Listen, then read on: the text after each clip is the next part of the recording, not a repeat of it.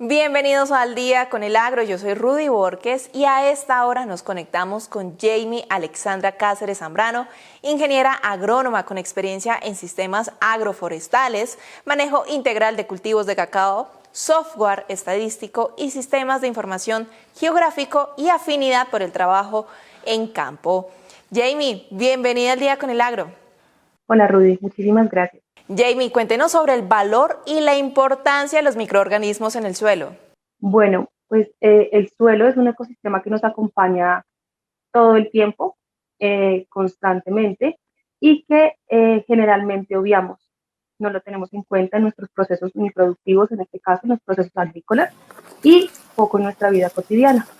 Sin embargo, el suelo es un ecosistema muy complejo y en él encontramos diversos seres vivos, entre ellos los microorganismos entendidos como bacterias, hongos, virus incluso también, y los microorganismos en el suelo son importantes justamente porque permiten el ciclaje de nutrientes y permiten también la estabilidad de este ecosistema suelo. ¿Se han encontrado microorganismos que puedan ser empleados de forma benéfica en procesos agrícolas u otros procesos? Sin duda alguna. En la agricultura los utilizamos frecuentemente, ya sea porque los agregamos a través de bioinsumos o porque están ahí de forma natural como habitantes del suelo. En el caso de los que, digamos, se ha reportado, que podría mencionar algunos de ellos, son, por ejemplo, de los más relevantes, los que son útiles para hacer biocontrol, por ejemplo, que nos pueden aportar en el control de hongos o de incluso de insectos de control biológico, es decir, que afectan a hongos o bacterias que generan enfermedades en plantas o incluso plagas. Y también están otros que participan en los procesos de fertilización. Por ejemplo, encontramos a aquellos que están involucrados en todo este sistema de solubilización de fósforo. El fósforo es un elemento que está poco disponible en los suelos y hay microorganismos que pueden favorecer esta parte. O, por ejemplo, aquellos que ayudan con la fijación de nitrógeno, que están asociados o en simbiosis con otras plantas, una planta que de hecho es de nuestro consumo cotidiano, que es el frijol, por ejemplo, las leguminosas. Entonces, sí hay diversos microorganismos. Frecuentemente, y uno de los temas, digamos, más en boga en los últimos años es el tema de bioremediación. Eh, Tenemos microorganismos también involucrados en esta parte, por ejemplo, en la bioremediación eh, por suelos contaminados o aguas contaminadas, por ejemplo, con hidrocarburos o contaminadas con metales pesados. Bueno, entonces también están estos microorganismos participando en estos procesos. Hablemos de un caso en concreto y es del cadmio en el cacao, un contaminante que puede estar presente en estos cultivos, afectando la inocuidad de este. ¿Qué produce el cadmio y cómo es posible determinar su presencia? Bueno, el cadmio es un metal pesado, es un metal que al ser consumido por los seres vivos puede generar, en el caso de los seres humanos, puede generar problemas de salud, por ejemplo, enfermedades como cáncer, enfermedades óseas, enfermedades también neurológicas.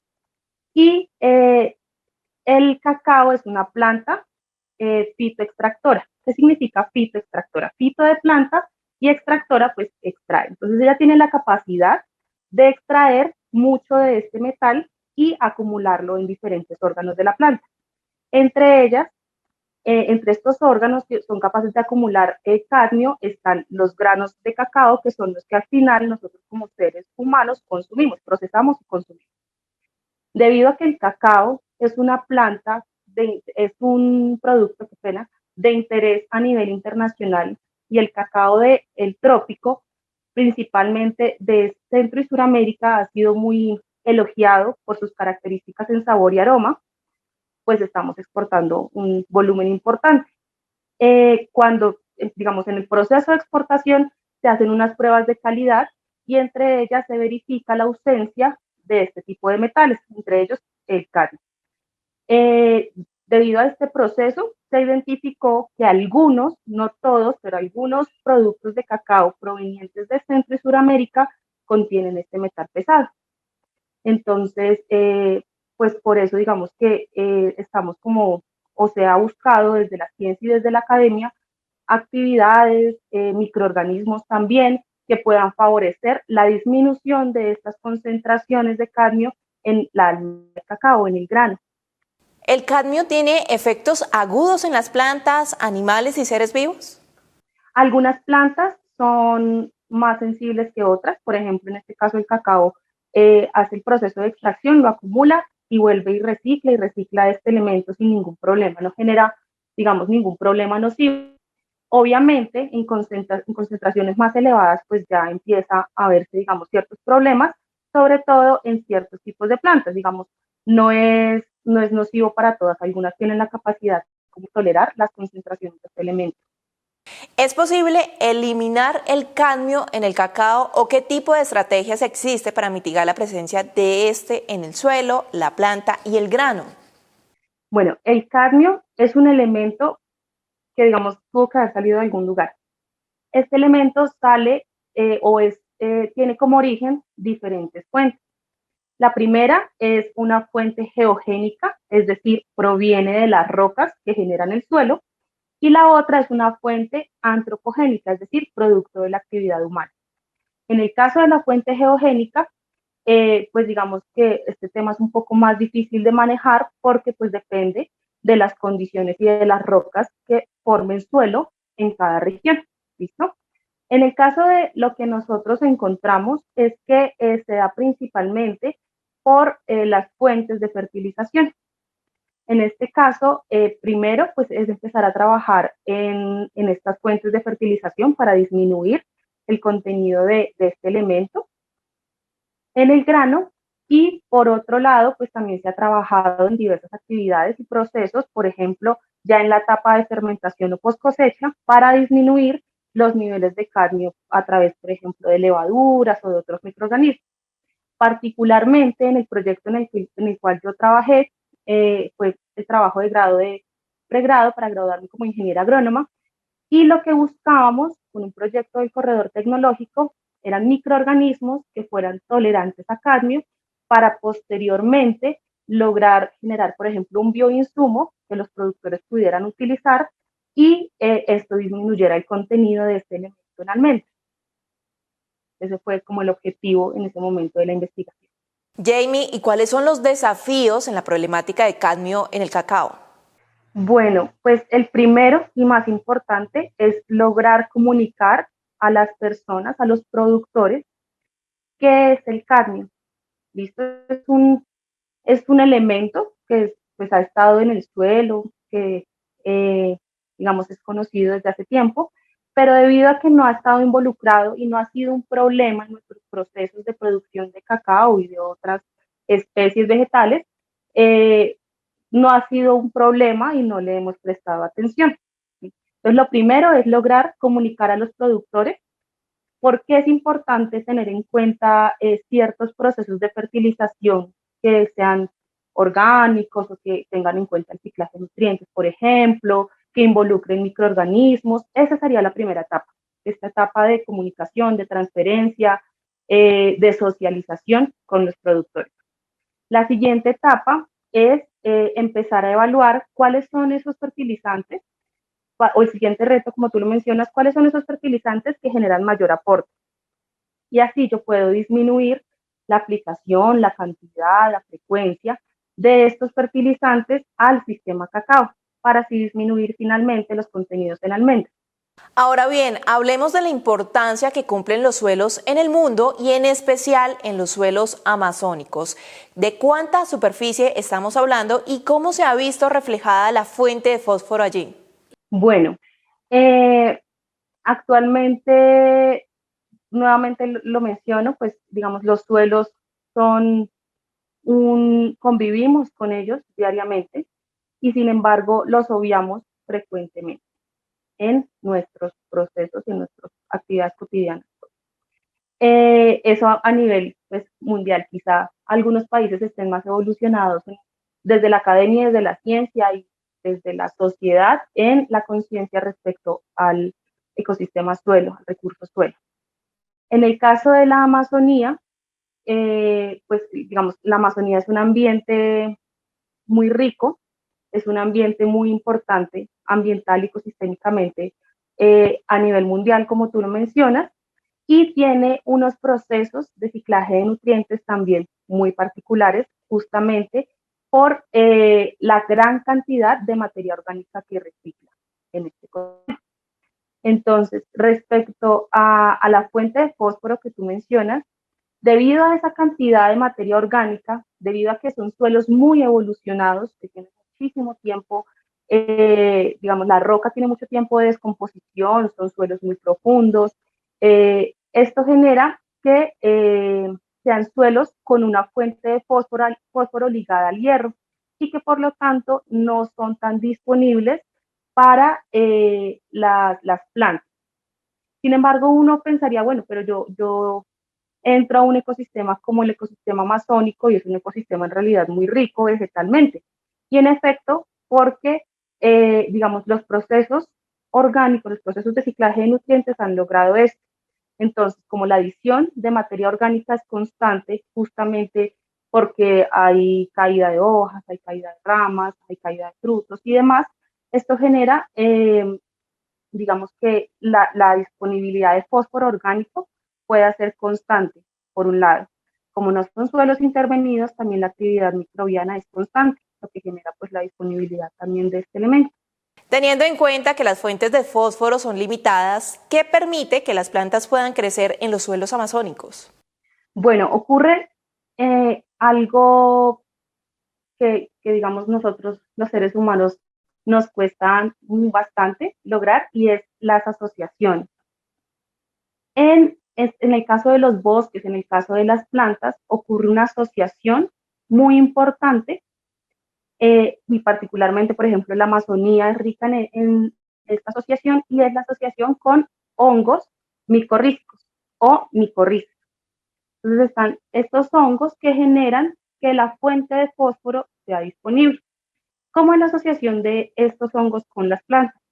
Estos hongos colonizan las raíces de las plantas y generan, ellos facilitan, hacen disponible la fuente de fósforo y entregan a las plantas azúcares, entregan a las plantas, por ejemplo, por decirlo de alguna manera, protección, porque, digamos, activan todo un sistema inmune que permite que la planta responda a enfermedades.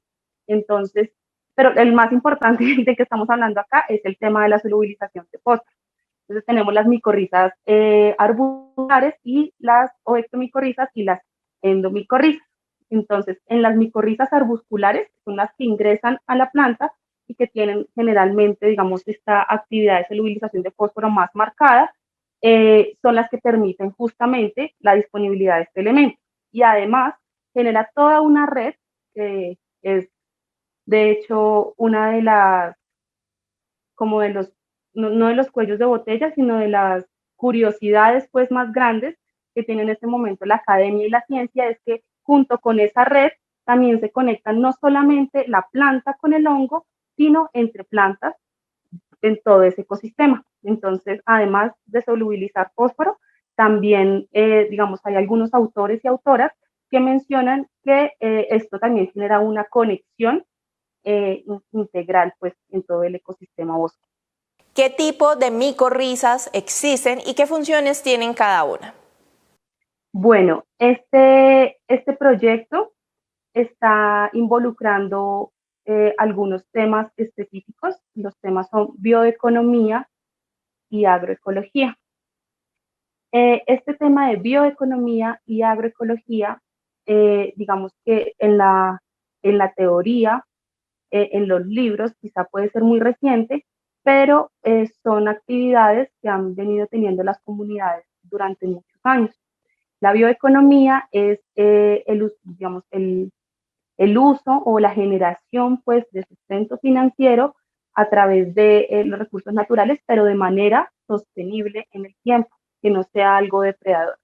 Y es allí cuando se vincula con todo este tema lógico y cómo yo hago producción agrícola sin tener mayores inputs, mayores entradas, ya sea químicas, minerales o demás, sino que estoy teniendo en cuenta cómo está diseñado y cómo está organizado el ecosistema. Entonces, estos son los dos temas principales pues, de este proyecto.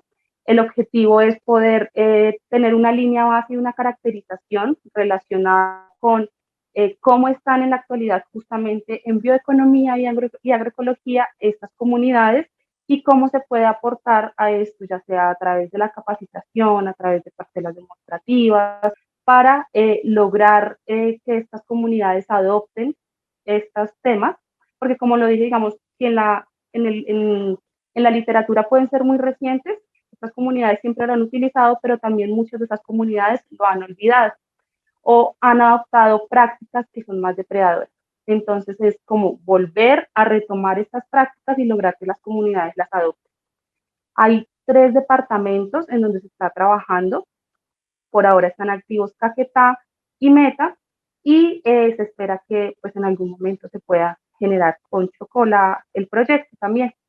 Y pues hay diferentes municipios involucrados. En el caso de Meta tenemos Mesetas y Vista Hermosa, y en el caso de Caquetá y La Uribe en el Meta, y en el caso de Caquetá está Montañita, está Belén de los Andaquíes, está Florencia también, está San José del Fragua, y pues se espera, digamos, impactar a una gran cantidad de familias a través de las asociaciones que ya están aquí creadas en esta zona. Jamie, por otro lado, actualmente trabaja en un proyecto con el Instituto Sinchi denominado Abrigue. ¿De qué se trata y cuáles son las principales metas que tienen allí? Se espera que así sea, se espera que estos proyectos faciliten justamente pensar nuevas formas de hacer las cosas, nuevas formas de producir alimentos. Sin embargo, también es importante resaltar acá que la innovación no se espera como llevarla e introducirla, sino empezar a generarla a través de sistemas participativos de innovación y que sean también los productores y las productoras las involucradas en la generación de esta innovación. Y no solamente la academia o la ciencia o las instituciones las que llevan allí conocimiento, sino que es un trabajo conjunto de generación de innovación y conocimiento. Pero sí se espera que estos proyectos logren justamente el fortalecimiento de los procesos agroalimentarios. Con el fin de mitigar el cambio climático, ¿qué prácticas beneficiosas le puede brindar a nuestros televidentes y productores para lograr una sostenibilidad ambiental y agrícola? Bueno, pues uno de los temas también que olvidé mencionar cuáles son los sistemas productivos con los que estamos trabajando. Entonces está cacao, café y leche y teobromas, digamos, cacao y coco azul también.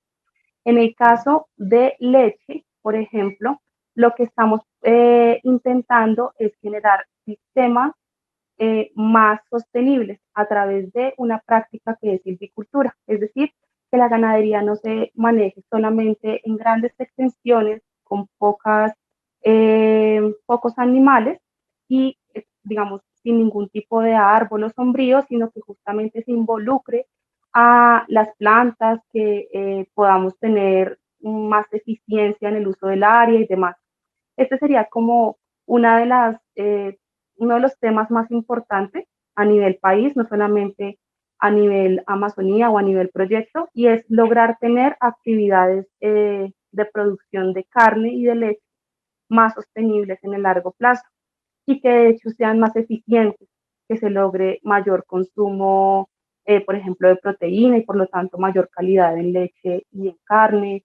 Esta sería como desde la agricultura uno de los elementos más importantes.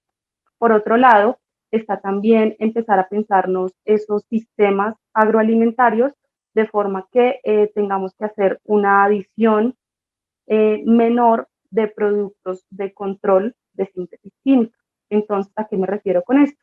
Por ejemplo, hacer rotación de cultivos, lograr tener suelos, por ejemplo, también con coberturas, ojalá vegetales, que también permitan un ciclaje de nutrientes, que disminuyan la necesidad de tener que aplicar otros productos de control. Entonces, digamos, todo esto envía de la mitigación de, digamos, de todo este tema de cambio climático. Y respecto a, digamos, qué actividades o qué acciones podemos tomar para hacer frente, digamos, a periodos invernales o a periodos, en este caso, de sequía, que es lo que voy a mencionar, es aprovechar estas épocas en las que tenemos bastante abundancia de agua para lograr cosechar dicha agua de las lluvias y poder tener respuesta en una eventual época de sequía. Entonces, digamos, esas serían como algunas de las actividades principales pensando justamente en la mitigación del cambio climático. Jamie, gracias por acompañarnos en Al Día con el Agro. Cuéntenos dónde los televidentes pueden encontrar mayor información. Bueno, pues están, digamos, diferentes instituciones trabajando y preocupadas justamente por todo este tema de la sostenibilidad del agro. En este caso pueden encontrar más información, por ejemplo, en páginas como la FAO, pueden encontrar más información con instituciones como SINCHI, Universidad Nacional, pero sin duda yo también creo que es una necesidad empezar a conectarnos un poco más con esas asociaciones de productores ya existentes buscar también la información y el conocimiento en estas regiones, que es pues la principal fuente de conocimiento al respecto.